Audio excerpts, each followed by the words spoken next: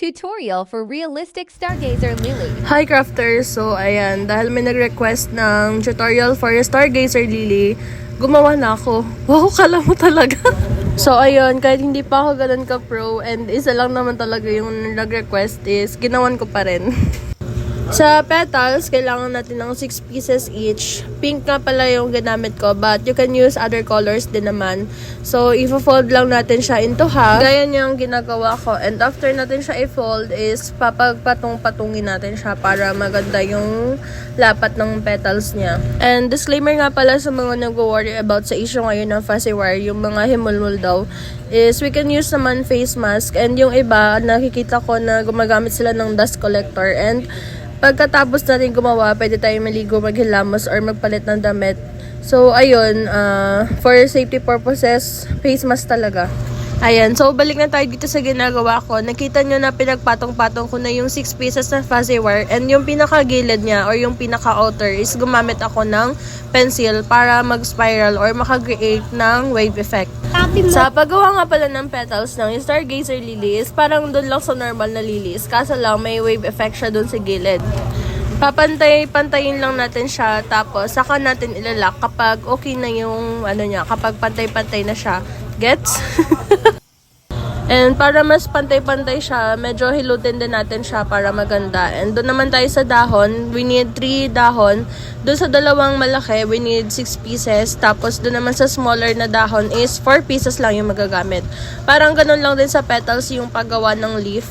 Medyo ang kaibahan lang is may nahiwalay na isang maliit. So ganyan, gumamit lang din ako ng pencil para makakreate ng spiral or ng wave effect.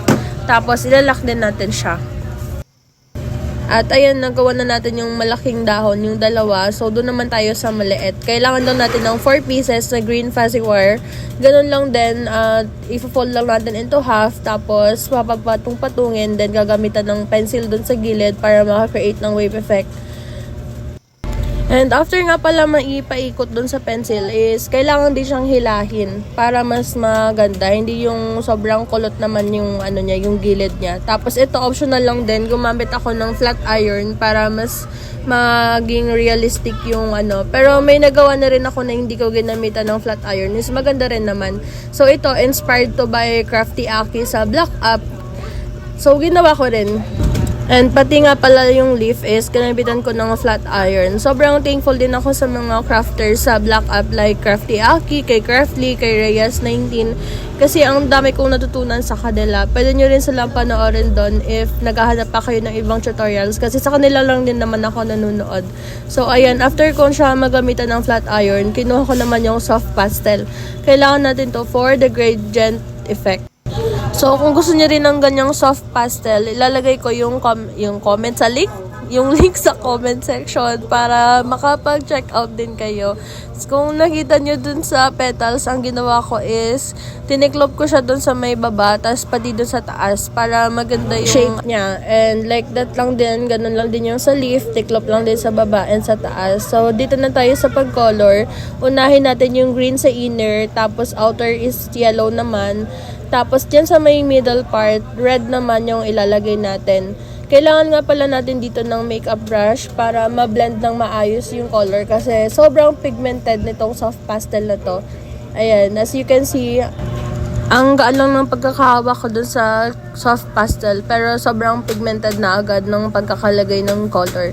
So, ayan, kailangan natin siya ma-blend ng maayos para mas maganda yung gradient effect. At dahil almost 5 minutes na nga yung video na to is gagawa na lang ako ng part 2 for stamen and kung paano siya bubuuhin. So, ayun lang. Bye guys. Thank you. Wait for part 2.